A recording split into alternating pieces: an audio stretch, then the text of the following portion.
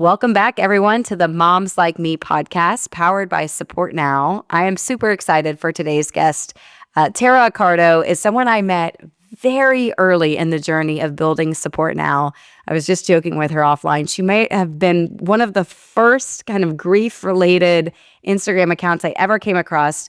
And at the time, I found that just to be pretty amazing, honestly, to find someone that was so willing and open to talk about grief on social media. And I truly believe she's a trailblazer. But in addition to her own Instagram handle, Losses Become Gains, she also has an incredible podcast, which I've had the privilege of being on, called Life with Grief. And she's also a mom.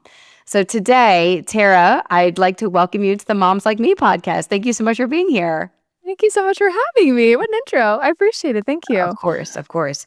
So Tara, I assume, or let's assume rather for a minute, that people don't know your story and don't know kind of what got you into this world of grief. I assume that when you were a little girl, you did not think that on the side you'd be dabbling and talking about grief for fun, but here we are. Was not on my bingo card. Let me tell you that, which I don't think it is for most of us who work in this griefy space. Yes. So I will try and keep this, I'll try and explain the condensed version here. Basically, Losses Become Gains started ultimately with the deaths of both of my parents. So for the sake of time today, I will not go into the nitty gritty of everything that happened. But the long and short of it is my mom was diagnosed with esophageal cancer in like May or June of 2019. I hate the word battle, but she journeyed through that for probably maybe like 8 months or so. She died that December 9th of 2019. And not that it's any better or easier losing a mother as a son at all, but I think so many of us women can attest to for many of us at least, have this very sacred and special bond with our mother. There's just something about losing a mom that is, it reaches new depths of pain, I think, that we did not even know could exist for us. And my mom was my best friend, like many people here maybe listening can relate to. And it was devastating. There's really little words to describe it. But I think what was also really difficult about her passing was, how quickly it happened. And I always want to be cautious when I say that because, there are some people that lose their loved one in an instant, right? A car accident, some really tragic event. That is quick, right? In the grand scheme of things, it's all in the eye of the beholder, I like to say. But for my mom's diagnosis and kind of journey with it, it felt fast, at least for me. And she struggled with GERD. I don't know how many people here kind of know what GERD is. Kind of similar to acid reflux, but different. So really the changes that we saw in her were like she couldn't keep certain foods down and things like that. But she just didn't really also believe sort of in Western medicine, quite frankly. She was not someone that liked to go to the doctor very much, that kind of a thing. So my dad and I really grappled a lot with the what ifs and things when she died. What if she had gone to the doctor sooner? What if? What if she had just gotten her GERD looked at and taken care of and under control sooner? That kind of thing. So there's a lot that came with her death, obviously, and this goes for anyone missing a loved one. It's like their presence or lack thereof is deafening, I like to say. But then there's all of those, the what ifs, the guilt, the regret, the secondary losses and everything that come with that. Which is kind of shocking. It just didn't I've joked about this before. It didn't match my mom's personality, if that makes sense. She was this little Spitfire, Taurus, 5-foot, blonde, curly-haired little woman, kind of opposite of me, even though people say we have the same face, which I don't think we do. But anyway, it's a thought that counts. But she just, I'll say this bluntly, I didn't think cancer would be the thing that would take her out. You know what I mean? That would ultimately kill her. So it's a really harsh way of saying that, but that's my truth. And then with my dad, Tara, I'm going to interrupt you for a second. How old were you when she passed? She was 62. This was back in 2019, so it's been 5 years now. I'm 34 now, 27, 28. Okay. I think both of I was late 20s with both of my parents. My dad also had cancer. He had prostate cancer for 5 or 6 years at this point that my mom was diagnosed and ultimately died. And he went through his own journey with that, lots of different treatments over the years, but he was still a practicing criminal defense attorney. Incredible, incredible man. Total opposite of my mom in a lot of ways, but they were also very aligned, very similar on a lot of like the big things in life, And so they had just had this beautiful marriage, and he lost his best friend, right? He lost his wife. As this partner of over 35 years. And when she died, I mean, obviously, I saw a shift in him. He was himself, but not really. I mean, just a bit of a shell of a human being, kind of. And so going into 2020, and then of course COVID comes about and all those fun things. His cancer diagnosis ultimately got worse. It began to spread from the prostate to his back and eventually into his brain, and it all sort of culminated one night. I mean, I could see he was kind of getting worse, but it really came to smack me in the face one night when this is a whole nother podcast for another day. But my now husband and I, we were just dating at the time. We had actually broken up. This is a long story, but I think it just had a lot to do with like everything that was going on at the time. It just things had changed. So we broke up on this particular Sunday night. I come back to where my parents were living, and my dad was like essentially catatonic in bed. He had been responding to my text messages, but he didn't even sound like himself. He couldn't really like put together sentences properly. It was very scary. That was the second time I'd had to call an ambulance for him. So that same night he was admitted into an ICU at a local hospital here, and he just never really came out of care after that. He went from an ICU to essentially a pre-hospice facility, but within that facility they had hospice as well. So he kind of just moved into hospice eventually, and died about 6 months, almost 7 months later. Wow. After my mom. So ultimately also from cancer. But, again, with COVID going on and everything, I couldn't like see him like I would normally be able to. And I just remember I was with my cousin that day. Was able to come up, and I just remember thinking like, I'm literally going to lose another parent here. Like, this is actually going to happen. Like, and just in such shock over it. And yeah, so basically fast forward another like year and a half, almost 2. My 19-year-old dog had also died the following year, and she was like the last little bit of joy that I had left in my life. And of my immediate family unit, it was just me, my mom, and my dad, and my dog, Princess. She was like the little sister I never had. And so they were just all gone. And I remember the night that she died, it was middle of the night, and driving home, and I was like, is this rock bottom? Because I thought I had already hit it. Guess not. Joke's on me. It Wow. was just rebuilding from there, And so in the beginning of 2022, I was actually in a session with a medium that I go to, that I've been going to for basically since my mom died. I see, go to her every once or twice a year. And we were in the middle of this conversation, but I had gotten to a point in my grieving experience where I felt like there was more I needed to do with it, so to speak. There was like, I felt being very called to help people, or at least like do something with what I had learned and how I had grown. And in that conversation, this kind of phrase, like losses become gains. Yeah, like I'm creating gains from my losses came up. And then I remember leaving that call, and I was like, that's it. Losses become gains. There's something here. And that whole year I just started writing, because writing is really big for me. And I just wrote blog after blog after blog with the intention of launching it just to have, be a resource for people who are also struggling with the same thing. Launched it in November of 2022. And then very quickly after, it certainly didn't like blow up right away or anything, but I could see people were resonating with it, and they were grateful for my writing, which is amazing. So I became a grief coach shortly after.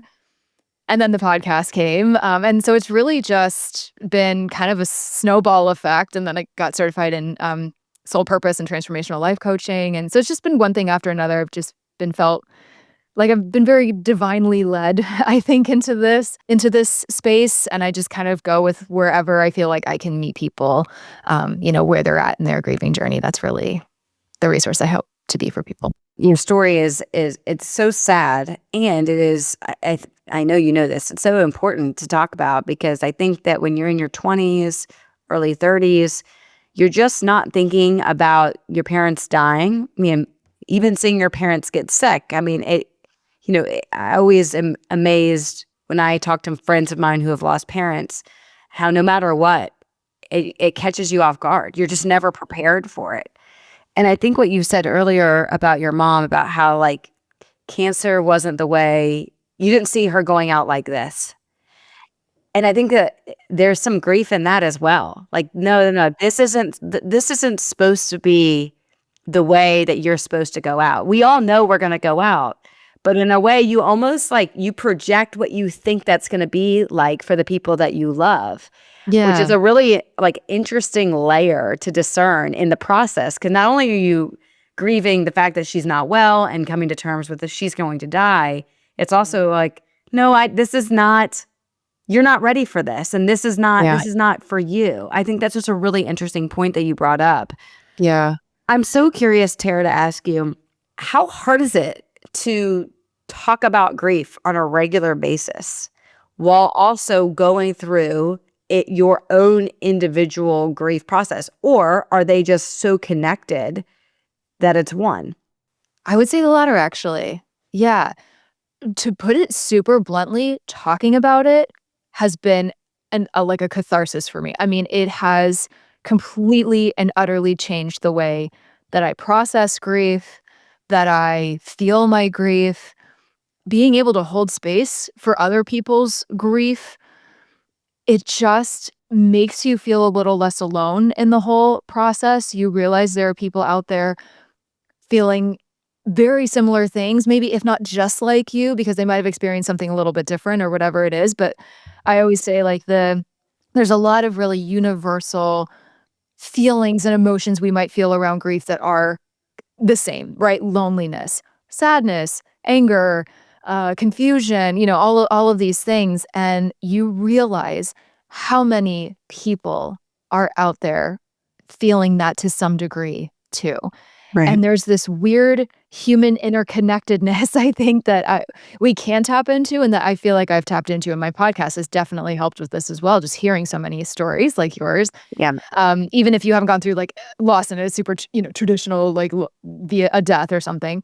But there's people out there that care, and I like to think myself as one of those people, so it's just but I've also I don't know how to, like, kinda put this, but I feel like it's kind of, like, transcended into something bigger than just me and my grief, like, this sounds very woo-woo, but, like, the calling that I feel to do this work and to help people in their grieving journey is, like, I almost kinda can't put it into words. It's I it tr speaking of kind of that soul purpose coaching that I mentioned that I got into, like, that doing that certification was very, very eye-opening and transformative for me as well. And so there's a part of me that it's like, yeah, yes, it because I get that question a lot. How do you talk about grief and death and loss every day? But there's so much more to it than that. It's yes, absolutely. It's holding space for those darker emotions, those heavy emotions, and that is heavy. And I do there's practices I do before and after sessions like that, because I have to protect my own energy and my space Sure. too, and everyone has to do that, right? So there's little things that I do to kind of shake it off, so to speak. But in a lot of my conversations too, and in a lot of my content and all the things, there's also a sense of hope and joy and fulfillment that I want to instill in people, and I want them to know is still out there despite going through whatever it is we're going through. And again, I've kind of touched on this. I always want to meet people where they're at. And that's what's tough about posting on social media, right? Like or even on your podcast, whatever, you're meeting people at a lot of different phases of where they're at. So I always like to say, take what you need and leave the rest. But also I think it's really important to hear really inspiring stories and be surrounded by this, like, even if it doesn't really resonate with you in the moment, it might later, and that is really how I've gotten to this point in my journey as well. I opened myself up to abundance and happiness and joy and allowing myself beautiful experiences. I could still, move forward in my life, carrying my parents and my dog and their memory and everything with me. But also just not allowing myself to be so overcome and owned by it, Like, I was like, "No, I'm gonna take my power back on this." Like, I'm not somebody I was interviewing recently, they were just like, "I just got sick and tired of feeling sick and tired." Mm, And I was like, yeah. "Preach." That's same. Same. Yeah. I wasn't gonna live there. My parents never would have wanted that for me either. So Did this experience or these experiences ever impact your idea or thoughts about motherhood? never. If I'm being really, really honest, not once. I always knew I wanted to be a mom. I'm not gonna sit here and say that that was, like, my life's purpose or that, I was always meant to be a mom. But I never envisioned myself without a child. We'll just put it that way. At the same time, there's little things, many things we can't control in life. So I'm like, listen, if I'm blessed to have one, or maybe more, we only have one at this point, then maybe that's my journey. And I would have to find peace in that. But that's an interesting question though, too. And I'm so glad you asked that because I have spoken to people that don't even want to get married without that. They've literally either called off or postponed their wedding because they can't imagine doing it without their parents. Um, Mm. God, that makes me so sad. That gave me chills. Yeah. without the yeah, and it breaks my heart because I never want to put the words in anyone's loved one's mouth, but I just can't imagine our loved ones would want us to stop living and stop wanting the things that we want in our heart for ourselves because they're gone. I mean, death is just a part of life. Like we can't one of the most humbling things about death, right, is like you realize the world does not stop because your loved one died. We wish it would sometimes, but it just doesn't. So for me, there was never a thought in my mind that I just wasn't going to have a child. I really also wanted a daughter. I would love a son too, but I really wanted my girl. I wanted that experience and that bond that I had with my mom. Like if anything, I'm not gonna say it made me like more excited for parenthood because I knew I would be going through it all without them. But yeah, no, I willed that baby into fruition. She was coming. I do think that death allows you to experience life more fully. You can't experience life without experience death because you can't possibly understand the gravity and like how meaningful relationships Yes. really are until you know what it's like to lose that. Uh, and it sounds like for you, the relationship with you had with your mom is it's so griefy now because you loved her so much, and that's only like now you can give that bond back to your daughter, which is so beautiful on so many different layers. I guess in some ways, it sounds like you were an only child. You are an only child. Mhm. Did the experience impact how you consider your own family planning? Like, are you of that mindset of like, no, I want to have more than one because I know what it's like to do this alone? Or is it also like, nope, it's God's plan and I'm just, it's gonna be what it's gonna be. I think I've always been that girl is like not I don't wanna say like so cliche, like what's meant to be will be. But like I do think there's a little bit of that out there, at least for me. So yeah, I listen, if I'm meant to have a second one, I'm meant to have a second one. If not, ultimately I would be beautifully and perfectly happy with my daughter. But I from a young age, yeah, but when I was like had my imaginary friends, I was pretending I had a family. I always had more than one. Probably not more than like two or three, but I never saw myself only having one. Yeah. So again, I feel very blunt in saying this, but no, it never I will say though, going through losing both parents, especially back to back like that and all that as an only child, absolutely horrendous. 0 out of 10 would recommend. Like it was so rough. It's still rough and not that it's not any less rough for people who have siblings. I completely understand. I will never say it's easier or it's hard. It's just different, right? But there is something to be said about not having even one person, even remotely related to you, having the same parents that can begin to empathize with like the gravity of that loss. And not to mention, I went through a horrible probate process with their estate, and there's just a lot of, like, technical things too, dealing with all of their belongings. I mean, it literally all fell onto me. It's still all on me. There's But that's a very real part of it, right? It's not you don't just get to be sad. You also have to deal with the logistics of unwinding someone's life or rather like trying to get closure on everything that's financial, physical, moving. I mean, that's a full-time job. It is, yeah, and on top of your grief, which is already a full-time job, and then an actual 9 to 5 job that I had, like, it was just, it's a lot, and you really, yeah, it almost kinda, like numbs your grief a little bit. You really I've learned a lot about compartmentalizing in these last several years of like, okay, I have my grief hat on right now. Okay, now I got to take that off, and now I got to go to the CPA and deal with him and go do that appointment completely blind, not understanding a thing, not wanting to even, it's just a lot of that kind of stuff. So to go back to the kids thing really quickly, yes, I kind of always envisioned having more than one, but I would love for our daughter to potentially have a sibling, but that's not why. It's not because like, oh, I know we're gonna die one day and I don't want her to be alone. I kinda just always envisioned it that way. But yes, that would be really nice that when that day happens, like, that she doesn't have to navigate it all by herself. I have a couple more questions related to you being a mom, but before I do, what pressure do you feel to preserve your parents' stories and memories? I mean, part of the value, of course, of having siblings is like you have more people, like you said, to talk about this with and to converse about, and everyone has their shared albums and stories. Kind of like, how have you decided to pursue life and like preserving their memory in a way that you can pass that on to your daughter? Truthfully, I feel a lot of pressure to have to remember everything, right? Like, I don't like my childhood or anything that was sacred between myself and my parents. Like, since I don't have a sibling to help remind me of stuff, like, I am very concerned. I don't let this keep me up at night. But yeah, there are times where I'm just like, I'm worried that I'm not going to be able to convey my parents well enough to my daughter. I'm worried I'm gonna forget mannerisms or things that they would have said or, just all of those things. It's very, very difficult. I definitely worry about that. I think for me, what I've also realized is inevitably with time and aging and whatever, you're gonna forget things, right? You more time passes between where you are now and the passing of your loved one. You create new memories. Life goes on, and I've come to remember and feel like there's core memories, there's specific things that my parents did or said or trips that we went on or whatever that I will always remember.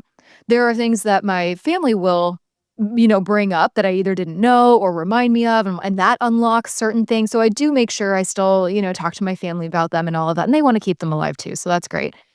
But I've also remembered or remind myself rather that and this is I certainly didn't make this up, and it is probably a little bit cliche, but it's that expression of like, people you might not remember exactly what they said, but you'll remember how they made you feel. Right. The Maya Angelou quote.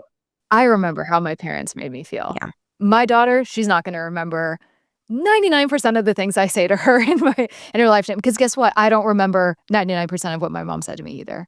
All I remember generally is the guidance, the wisdom, the walks that we would go on.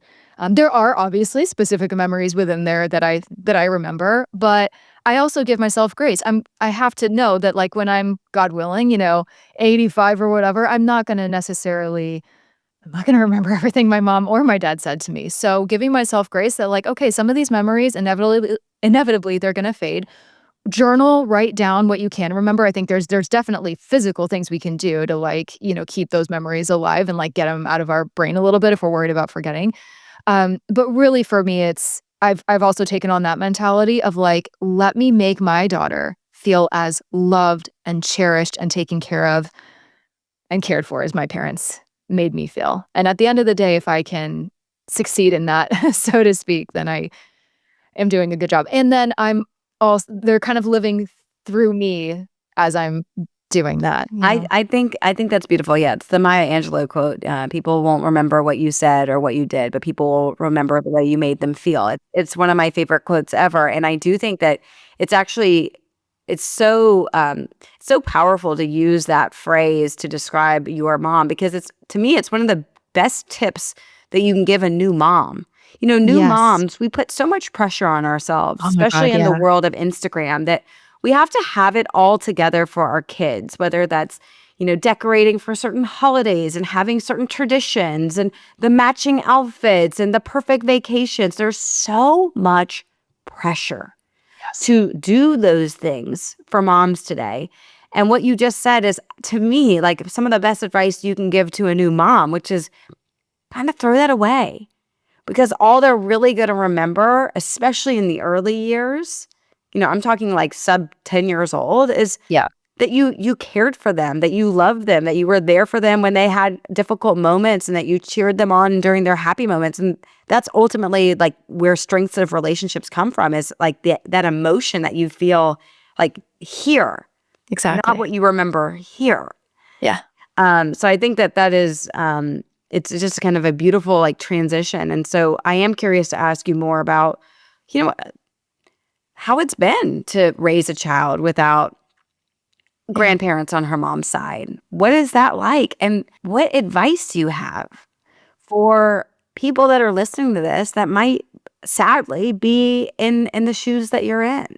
I have a client who's in very similar shoes right now. She had her baby months later than I did and really struggling with it too. And it's like I wish I had some really like transformative, powerful advice. What I'll start with is the how it's been. It's been an exhausting, magical, amazing, life-changing experience as having a child is. It's brought up new layers of grief for me 100% that I did not know before, had never tapped into before. This is why I always shout from the rooftops, like, grief does not have a timeline. This is why, right? I didn't have a child 5 years ago. My husband, who thankfully has two very happy, healthy parents, I am so grateful that my daughter has them as present grandparents, right? That they even care, that they're dying to see her, that they're 20 minutes away, right? Very, very grateful for that. There's two things here. Number one, that will never make up for my parents not getting that experience with her. That is something I grieve on a weekly basis, daily basis. In those moments where I wish we had a babysitter and they could watch her. I mean, in all of the like profound emotional moments, but also all of those logistical moments where it's like, God, it'd be so nice if we could like just have her be with my mom and well, my dad too. But my mom was like, so just get with babies, and yeah, she would have been incredible. The other thing too that I've has been a dagger in the heart many, many, many times is seeing that relationship that they have with my daughter and knowing that my parents don't have that. So this sounds a little bit repetitive to what I just said, but it's like kind of grieving two different things, right? It's like them not being here, but then I'm also, and I hope this does, I don't want to say it this way, but I don't have a better way of saying it. I'm also like forced to watch my in-laws get that experience when I feel so robbed like for myself and on behalf of my parents too. I never pictured them not being here at least to meet her. My God, at least for a few months. I would have taken at least that. But not only did they miss her birth, they missed my weddings and my engagement and literally everything else. So I'm still trying to wrap my head around that. And it's going to be the rest of my life with this because as long as my daughter is in my life and I'm in hers, like this is always going to be present. Her graduation, her getting married, all these things.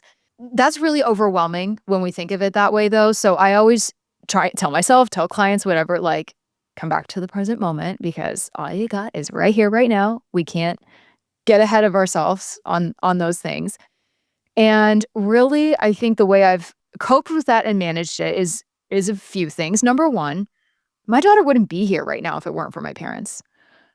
I wouldn't be here right now if it wasn't for my parents, right? So as much as I grieve the fact that they're not here for me, for her, that I don't get to see that relationship play out and live out and everything, I try my best to approach it from a place of gratitude because my daughter has completely and utterly changed my life for the better in the most incredible ways. And that would not have happened if it weren't for them. So there's where I always like kind of try and start. But also just, knowing that I always try and come at grief from a little bit of a factual place too. And this can be a bit harsh sometimes that we have to have these conversations with ourselves. But like, because we can get really hung up on the coulda, woulda, shouldas, the what ifs, the if onlys, if only my mom were here, if only my dad were here. But like, ultimately, where a lot of this grief work comes from is like, absolutely, that is so valid. That is makes complete sense. You feel that way. but that is not your reality. That is sadly not the case. Yep, you're right. It's not. And it's like those little realizations over and over and over again, they're horrendous. It doesn't mean that those things don't hurt, but like at the same time, it's so much more excruciating living in the if onlys and the what ifs and all of these things. You can't go back and change it. They're gone. To put it very bluntly, they have died, right? I try and use the word like they have died. They're dead, right? They're dead. There's no changing that reality. So this is where I think in grief we have a chance to make a choice. Where am I going to live? Am I going to live in the wallowing? Am I going to live in the, oh my God, I wish they were there? And those moments, I do allow myself to wallow, by the way, a little bit here and there. Like, I think it's actually kind of healthy too. You're processing your grief, right? You're grieving. That's fine. But I let that moment come and I let it go. I don't stay there. Instead, I do my best when I'm ready to shift that to a place of abundance. Okay, here's what I do have. Gratitude for what I do have. And that's not to just sprinkle gratitude over it and toxic positivity over it and call it a day. It's not about that. It's just being like, I'm choosing happiness right now. Well, and I think the overarching theme that I'm hearing from you and learning through you is that, again, this is where multiple things can be true at the same time. I mean, I want to go back to what you said earlier. Like, you can love and appreciate your in-laws. You can love and appreciate the relationship your daughter has with them, and that you're so happy that they have this experience with her and she is going to have this experience with them. And you can be upset and jealous and feel like A little salty. a little salty, yeah. That you also don't get this experience as the mom to see her parents Yeah. play and interact with their granddaughter. Like, both of those things are true. And I think that is the ultimate goal for grievers, I feel like, is really learning that you don't have to be one or the other, that both can be true, and to be honest about that. Because I would imagine you've had to have certain conversations probably with your mother-in-law more than your father-in-law of like, I love you and I appreciate you, and this is still really hard for me. And I don't know that it's ever not going to be hard for me, but just know that I love you regardless of how I might, have these moments, these temporary moments inside that make me really sad. And again, maybe just a little jealous. Yeah. I'm very communicative about that with my husband too. I'll be very honest with you. And it's not because I'm not comfortable talking about that with my in-laws. I've also just really honed in my like kind of grief coping tools in those moments. I take deep breaths or whatever. So I don't like internalize it in a negative way. I've really learned to work through it within myself. And Yeah. if anything, I really make sure my husband's aware, because there were times early on in my grieving journey when I was like, and this is, before my daughter came along or anything, and he would be like, man, I really miss my mom this week, or oh, I really wish I could have gone played baseball with my dad. I really miss him. And I was like, how dare you miss your parent? What are you talking about? Like, where do you get off saying you miss your parents? At least you can go text, right? Those at least statements, those are really tricky and really brutal. And we have to be so careful with those, because those can go both ways, right? As grievers, we can have those said to us, but then we can come from a place of like spite and resentment. And that's not okay either. It's not my husband's fault that my parents died. It's not his fault that he has two happy, healthy parents. If anything, good for him. I'm so thrilled for him. That's not my reality. That was not my experience, unfortunately. But that's not his fault. And I've learned, in my, again, early grief, I was really quick to judgment with that. But like ever since then, more self-awareness has come into the picture, and I check myself anytime I'm feeling those moments of, resentment for things that are not within my control. And yeah, and so I just, since then, I've been really honest with him, and he's gotten better about it too. Listen, he's had his moments. He's human. He's allowed to express that he misses his parents, even though they're still alive and well, and 20 minutes away. Like, I can't carry that anger with me the rest of my life. I just think I think hearing you talk is so inspiring for someone that, whether you've lost both parents or one parent, these are just very real, honest thoughts, opinions, especially when you're young. Part of the people that listen to this podcast, they tend to be in their 30s and 40s. They're in that sandwich generation where they're becoming caregivers, they're parents themselves. And that transition of learning what it's like to really come to terms with the fact that You are going to soon be taking care of your parents, watching them get sick or get ill, not all the time, but oftentimes, while also trying to navigate the messiness of parenthood. It is, I don't think there is truly no book, no Instagram handle. There is nothing out there that can prepare you for that. I myself have not yet experienced it, but I am starting to see it more and more in my personal life. And it's devastating. Yeah. It's completely devastating. And the hardest part that I am starting to see is, you get someone gets a cancer diagnosis for their parent, and it's just the beginning. It's just the beginning. And you really, it changes you. It And I does. think, Tara, you are just a shining light for people to show them that this is not easy, but this is life. And once you accept that this is what life comes with, you can now prepare yourself with the tools and the support system that you need to keep moving forward. Because if you can't get stuck. You're allowed to have moments where you can pause and you're allowed to say this sucks and this is not fair. Like, you can say that, but it sounds like you just can't stay there. You can't stay there for too long, because what you're saying is there's too many things. There's too much abundance waiting for you. And so I just want to say thank you. I was excited for this conversation because I think that you have such a unique story, and you carry yourself with such positivity, not in a toxic way, in a very approachable way that gives light to people, to show them that no matter how difficult the situation is, and I am sure it is very difficult, that there's light. So thank you so much for your time today. I would love for you to share where people can find out more about you, where they can follow along, all the things. Of course, we want to support you in any ways we can. Thank you so much. Yeah, thank you so much for this conversation and giving me. It's fun being, as you know, as a podcast host. It's fun being on the other side. It's so fun being on the other side. Yeah, and also any excuse to talk about my parents. Let's be real. So yes, so losses become gains. Again, is sort of my baby, my second baby, if you will.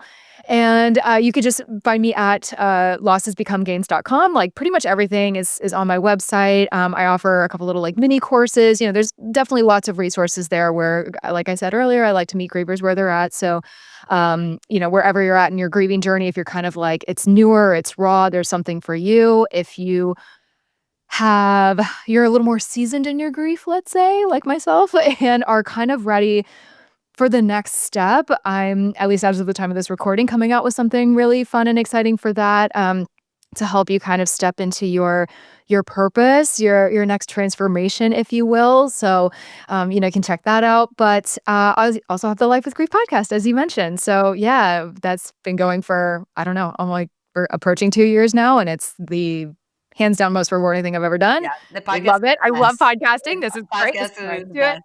Yeah, it's great. So, yeah, that's mostly where you can find. Oh, and then on Instagram at Losses Become Gains and at Life with Grief podcast, and then I'm on TikTok for the podcast as well. Awesome, Tara. Well, I was not worried about this conversation. I had a feeling you would thrive as you do. And again, thank you for what you do and for being so committed to this. And I can clearly see how treasured your parents were and how proud they are of you and everything that you have done to honor them. So thank you so much for being here, and look forward to many more conversations. Yes, ma'am. Thanks, Jordan. I appreciate it.